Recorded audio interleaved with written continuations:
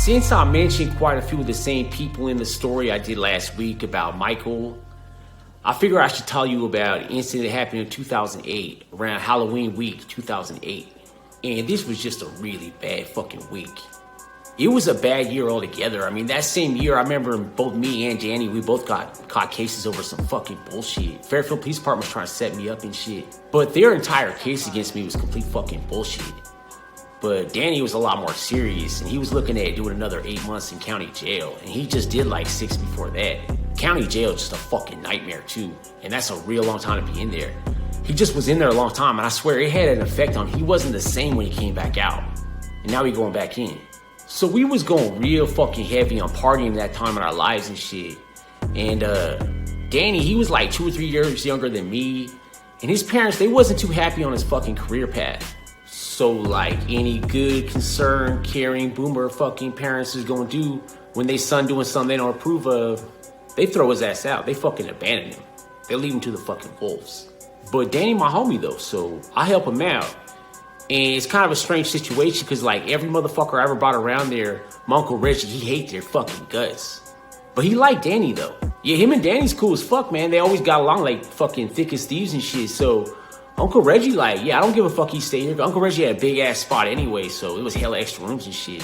And overall, it was all good, man. I mean, he'd do some stupid shit sometimes. He'd get on my fucking nerves sometimes, but actually, that fool, he was serving knocks at Uncle Reggie's spot, and that shit was really pissing me off. And I tell this fool, stop fucking serving shit here, man. You can't be fucking serving fucking shit at Uncle Reggie's spot, but it ain't fucking good. You gonna blow it up. And he listened. But then 3 or 4 fucking days later, he started doing it again. Eventually, I had to blow up on that motherfucker one day just to get him to stop. But, I mean, I'll let him know. But after that, it was never an issue. He never tried serving nothing around that fucking house ever again. Except that one fucking day.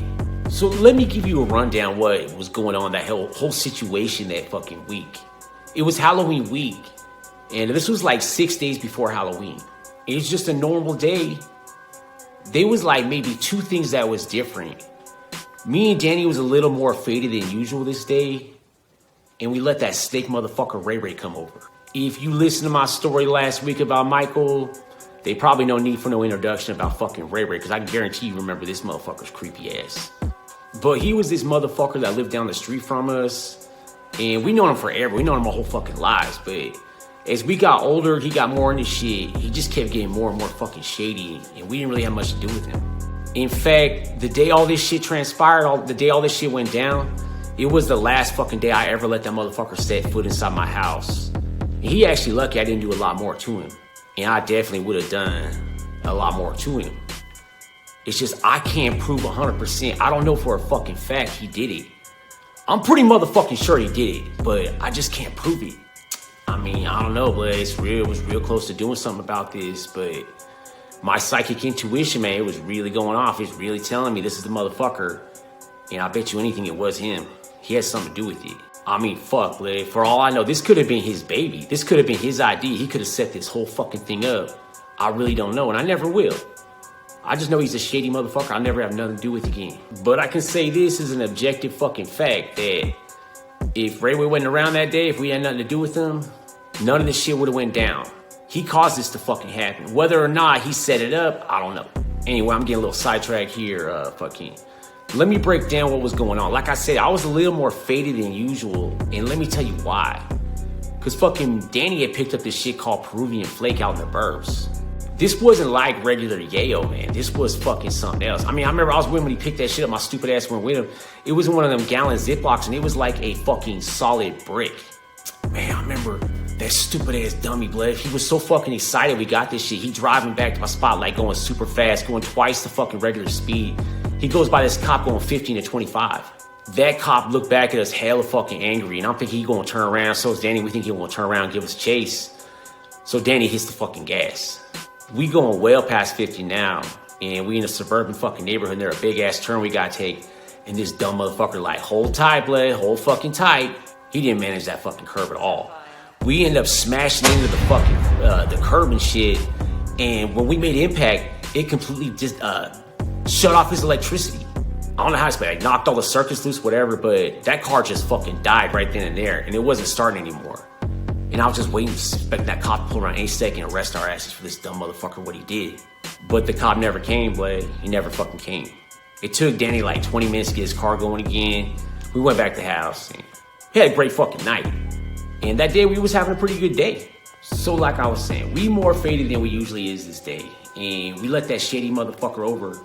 I think the fact I was so inebriated messed up my intuition while I wasn't picking up on shit. But I should probably mention something else that's kind of significant with this fucking whole situation as well.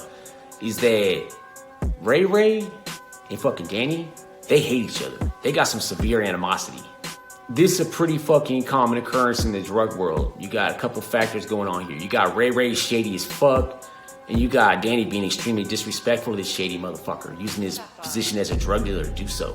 Because for real, Danny could be, extremely fucking disrespectful to this motherfucker. And he probably deserved it most of the times, but man, Danny could go real hard on him. So there was definitely some motivating factors if Ray did actually set this shit up, or he just a victim like us, but I don't know, blood. I think he set it up. I mean, it could have been because he's desperately a fucking dope fiend. Could these cats trying to impress these motherfuckers, they talk him into it. Or it could have just been his hatred for fucking Danny, I don't know, but I'll never know. That's the fucking thing. My bad, getting sidetracked again. So, like I was saying, I never let Danny serve. I don't serve fucking knocks at my Uncle Reggie's spot. I don't let Danny do it either. But this little manipulative motherfucker Ray really trying to set something up, really trying to get something going. So I was more faded than usual. I was in a good fucking mood, and I agreed to let fucking little shady ass Ray let his friends over so they could pick something up off fucking Danny.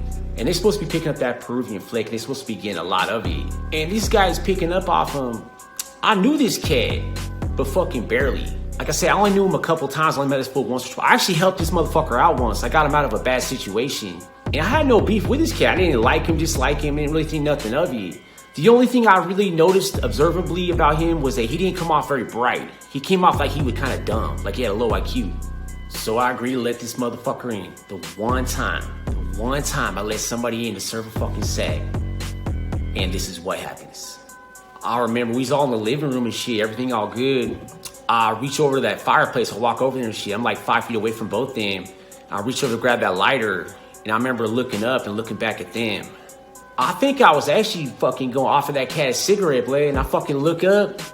He got a fucking gun pointed right in Danny's fucking face, blood. Holy fuck, blood. I couldn't fucking believe it.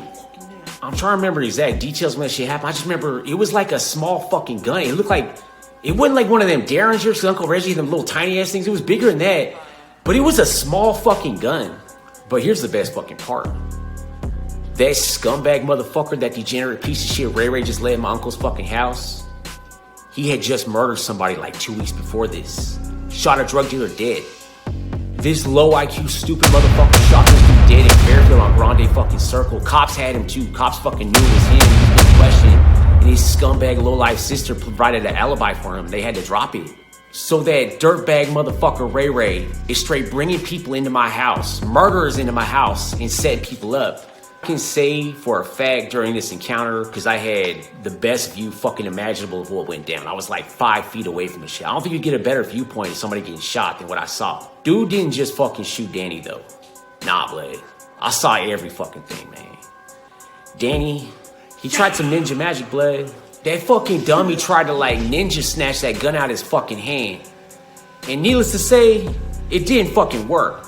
And it was like the sloppiest attempt I ever seen anybody try to do something like that. It was fucking awful. Big fucking mistake, man. Big fucking mistake. That piece of shit, dumb, low IQ motherfucker, all he did was reach his arm back, and after that didn't work, there was no time where he just immediately fucking let that gun go. He fucking shot Danny right through his neck. Shot that motherfucker, man. Right in my living room, blood, right through his fucking neck. And when this shit happened, man, like you always hear this stuff, it's all like in slow motion. It kind of fucking was, man. It seemed to happen real fucking slow. And I just remember after that fool's ninja disarm technique fucking failed miserably, that when he shot that gun, we let that thing go, man. It wasn't very loud, blood. It was like the sound of a cap gun, maybe a little bit louder. But it definitely made its fucking mark, because as soon as that fucking bullet hit Danny, he just dropped to his fucking knees. I remember he was holding that pill still in his hand, in one hand holding his fucking neck with the other hand. That scumbag, low-life, fucking low IQ motherfucker just grabbed that shit out of Danny's fucking hand. Danny didn't resist anymore at that point.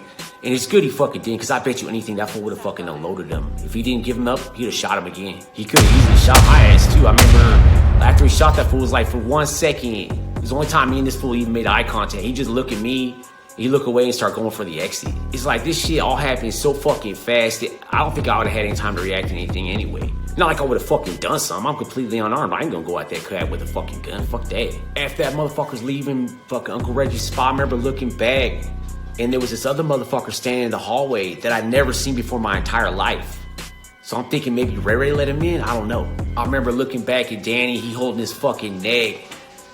And there wasn't that much fucking blood though, man. There really wasn't. Somebody getting shot through their fucking neck because the bullet went in and out his fucking neck. But he had a real look of fucking distress on his face and shit. But like I said, there wasn't that much blood. And I remember asking him, I said, you want me to call 911? He said no. So I didn't. He's just so fucking lucky it didn't hit anything vital. I don't know what chances that if somebody shoots you in the neck, you don't fucking die from it. That would have been all bad blood. There'd been yellow tape all around Uncle Reggie's spot. Man, I can't even imagine Uncle Reggie go home to that shit, boy. Oh my God. That would have been all fucking bad. But I remember at this time I look back, and that's the first time I remember looking at the little snake motherfucker Ray Ray. I just remember that cat was white as a fucking ghost, like he was in some form of shock or something too from what just went down. And as soon as that cat opened his mouth, I immediately started becoming suspicious of him. And right now, I can't remember what it was he said, but whatever the fuck it was he said to me at that moment in time, I immediately started thinking he had something to do with what just went down. Maybe his reaction to it, everything else, but like, I remember this cat like, I gotta go, I gotta get out of here. He immediately trying to leave my fucking spot. I'm like, Blood, your boy just got shot. You fucking set that up. Now you trying to leave him here? You trying to just leave, Blood? You set this shit up, you trying to leave this motherfucker in my house gonna bleed to death, motherfucker? You know, so I knew it, Blood. I knew there was something just not right about the way he's reacting to. What kind of motherfucker just gonna bounce when their friend gets shot? That ain't right. I remember that piece of shit scumbag. He mumbling something, Blood. I don't even fucking remember. I had other important shit to deal with, Blood. This motherfucker just got shot in the neck, so I had to deal with him. Anyway, this video getting long as fuck, man. I better wrap this shit up right quick. This is gonna be a two-parter, because this fucking story is not even near fucking done, Blood. There's so much more to this. It gets a lot worse. But I just remember that, Blood. It was like 2-3 fucking hours later. That fool Danny see me and him in that Vallejo Costco. I don't remember why I had to go there. We both eating them Costco hot dogs. I'm just looking at this motherfucker. And I'm just thinking to myself, you just got shot in my fucking living room like 2 hours ago. Now you in here at Costco fucking eating hot dogs with me, man.